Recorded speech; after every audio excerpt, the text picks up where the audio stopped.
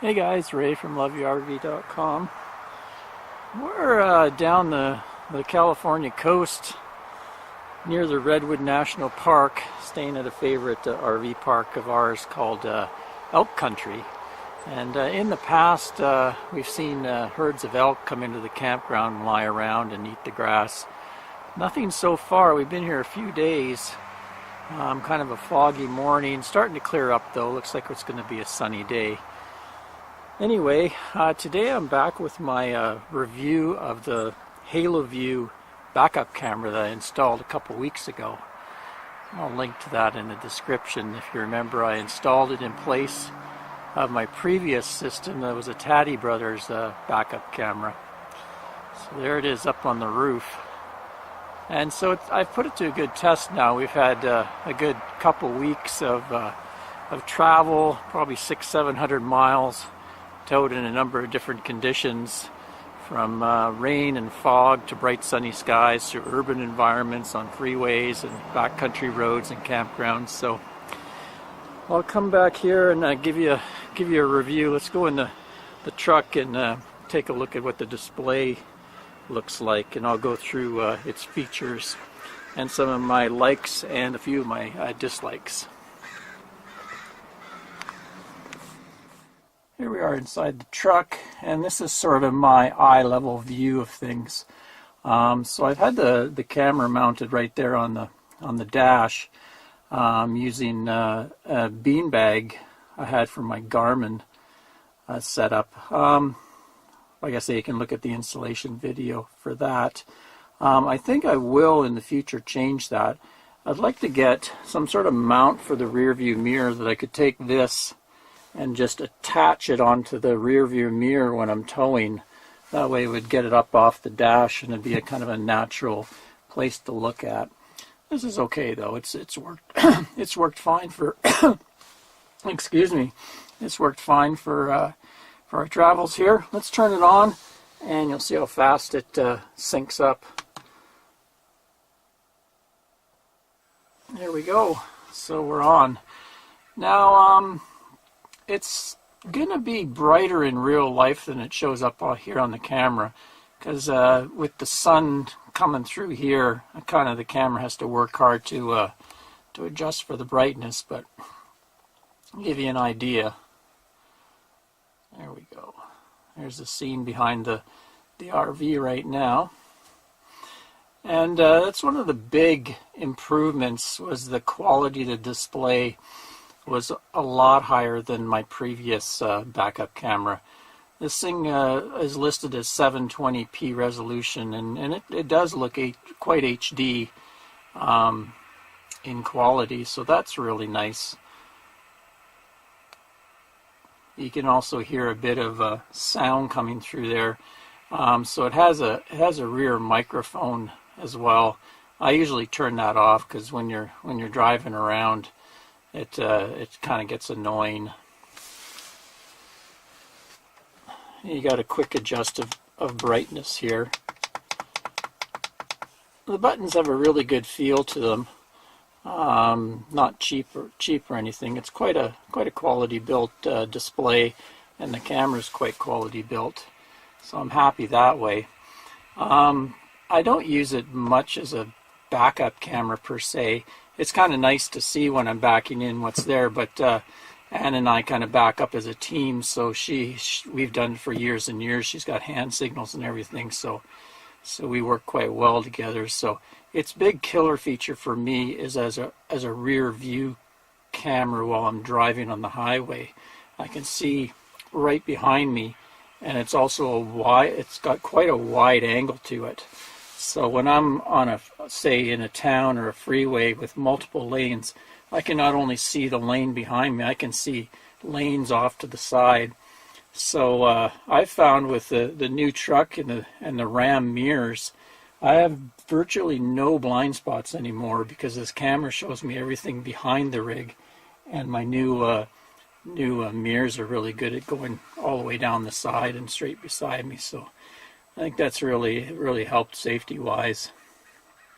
Also, this display, I really like the color reproduction. The previous one was kind of washed out, desaturated, and the overall color balance leaned a bit pinkish, whereas this one has a much better color balance, more vibrant display to it, and sharper. I do notice when I'm going down the road at a higher speed, like say, highway speed, it does suffer from some jitter. When you see signposts or trees going by. I'll give you some sample footage to look at. And also the resolution kind of drops and the picture pixelates a bit. But I wouldn't call it unacceptable. It's still really good to see what's behind you. And then of course when you're going much slower, backing in, it's super sharp and the motion is more fluid. Also, I find this display does a really good job in high dynamic range lighting conditions where the lighting is really harsh. Like if you're backing into, say, a sunset, a lot of other displays and cheaper cameras, the image would be super washed out. This one seems to handle that quite well, so you can still see in the shadows. So that was quite nice. As for audio quality, it's pretty poor. I'll give you a short recording I did of myself saying something behind the camera, and you can see it's quite distorted and kind of scratchy, so it doesn't do a great job as audio. Okay guys, a bit of a sound test for you. Check 1, 2, check 1, 2, 2 feet away from the camera.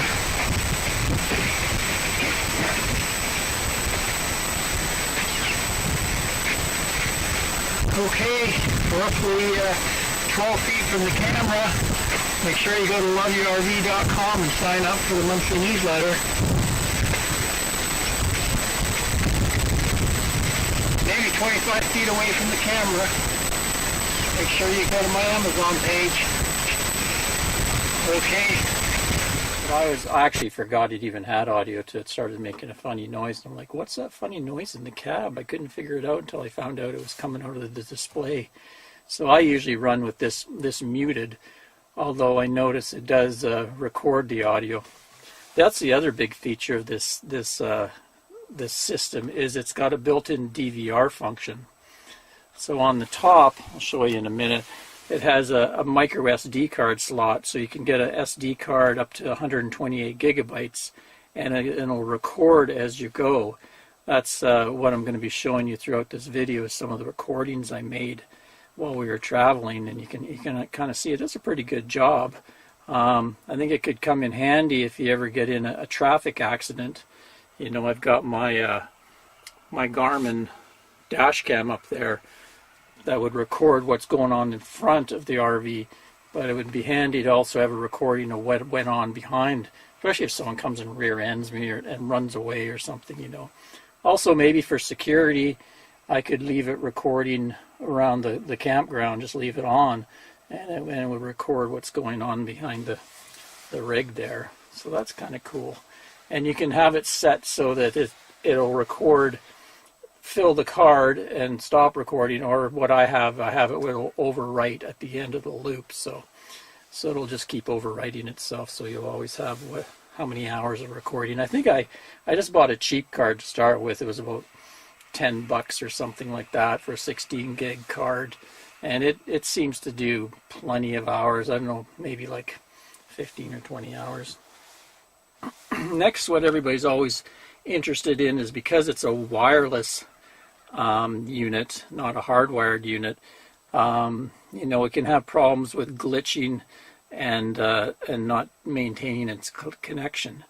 But I can say with all honesty, we've been towing, like I say, for many hours all the way from BC down to California, and I haven't seen it turn off, black out, or glitch once at all, and that's even in urban areas. So my previous one, the Taddy Brothers one, was pretty good. It would maintain a solid connection along the highways and stuff, but if I did get into town, I would notice I would get short, quick blackouts and some real excessive shuddering and jittering in the picture. And that was probably due to the noise. This thing runs on a Wi-Fi frequency, 2.4 gigahertz. And I guess that when you're in an urban environment, there's a lot of other signals like that, so it would suffer it. This one seems to have better noise cancellation or something, because it's solid even in the cities, I found. Now I'm a 30-foot rig, 45 total length, so people's experiences may vary. I know if you have a super long rig, say 38 feet or something, you may not get enough signal strength. They say they want line of sight between the two antennas. Well, with a fifth wheel in a truck, that's going to be pretty well impossible. You can mess around with channel or antenna orientation. I don't really like to run it like that. It's right, up in the way. I tuck it the other way, and it's been fine. But this long antenna is supposed to actually help out too with the signal strength. So one solution they have if you don't have enough signal strength is it excuse me, dry today. One solution they have is they have an extender antenna kit. I think it goes to 16 feet. So you can plug that into your camera and then move that antenna forward along the roof line so that you can get it closer to the display and have a better connection. But I'd have to say, for a wireless signal, I'm quite pleased with it. It's worked really well for our rig. No complaints there. Next, I'll just go through some of the adjustments in there. Show you the main menu here. You see you've got volume, picture, mirroring. Let's go into the picture. You got brightness, contrast, color. Oops. There we go. Mirror. So you can change the picture orientation with this. Flip it around as you need. So I'm using it as a rear view camera, so I kind of like to have it flipped the opposite way so it makes sense for me driving forward. There's also your different camera modes. So this thing can handle up to 4 cameras, sync up to 4, so you can have it in different, you can have it split mode between the different cameras. You can have all 4 cameras at once, that sort of thing. I only have 1 camera now. Also, it will record whatever's on the screen. Go into the settings menu for you here. Got time, color system, and it's got an auto dimmer as well for bright conditions, and then come on brighter at night. What do we got here? Auto scan, that just would scan the multiple cameras. Park line, if you're using it in a regular backup camera situation, you sometimes want those lines on.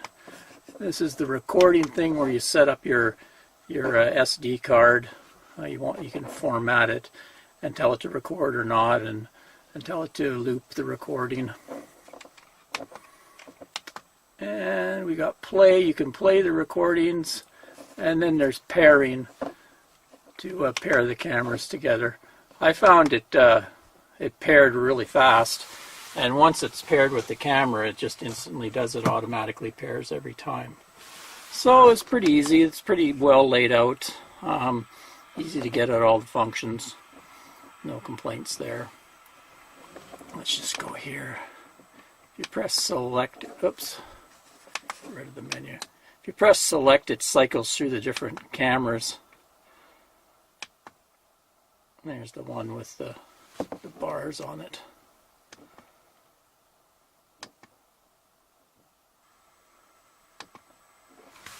And then there's some icons up top. I don't know if you can see them here. It just says it's recording, and it says it's recording in a loop, and then it's got the little SD card symbol, so it just means you're recording everything on there.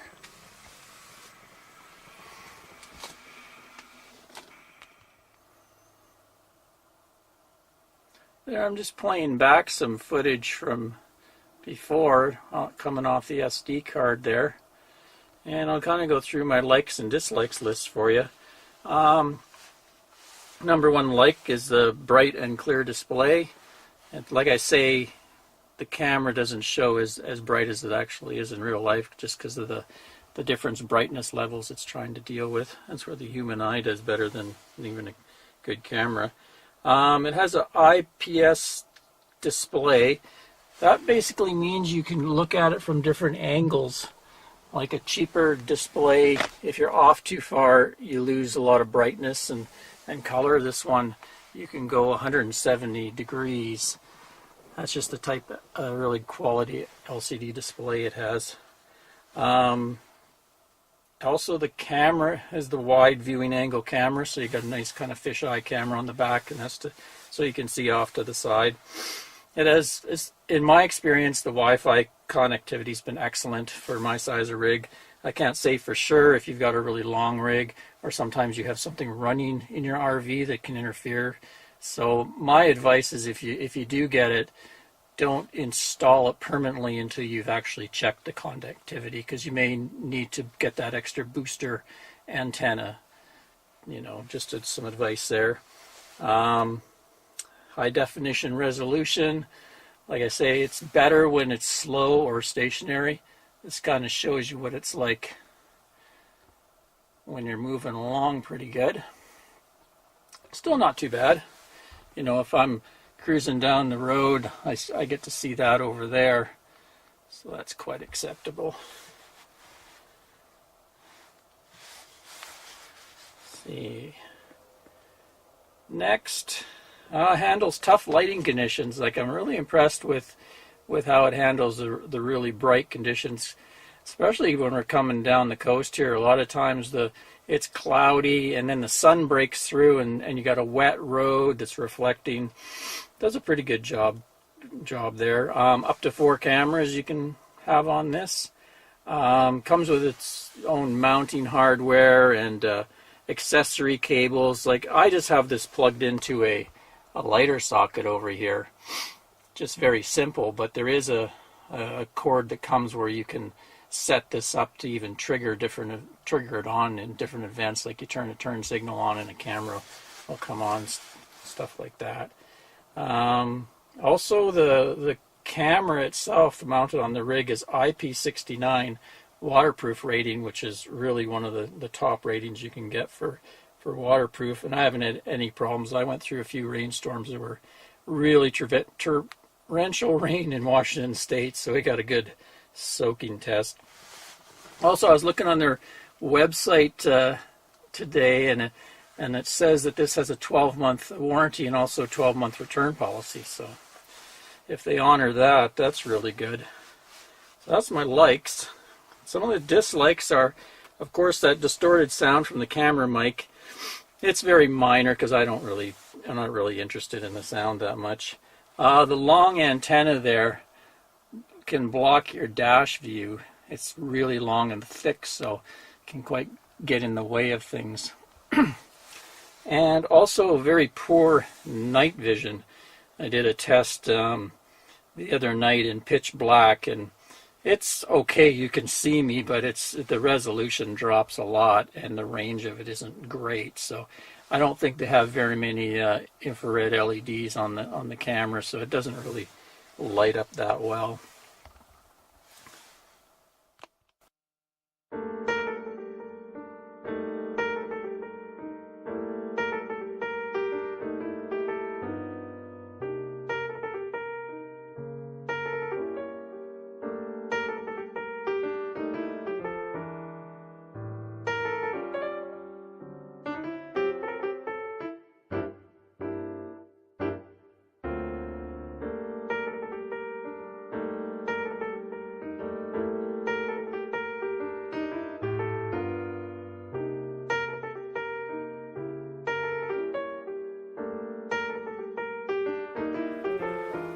Well, there you go. That's kind of a brief overview of the review.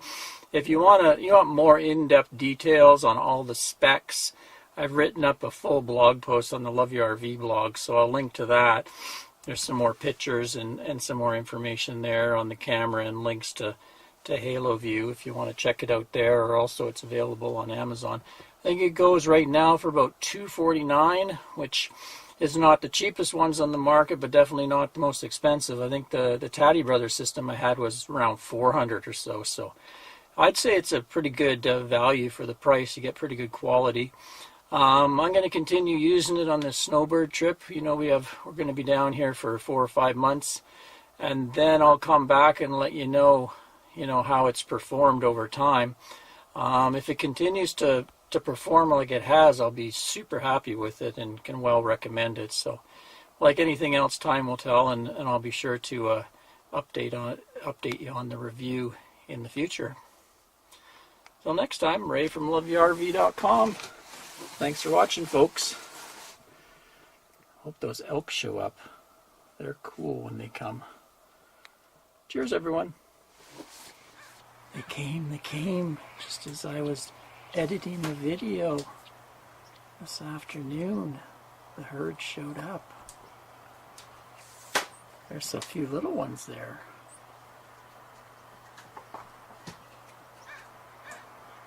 Wow, there are literally 2 campsites over from us right now.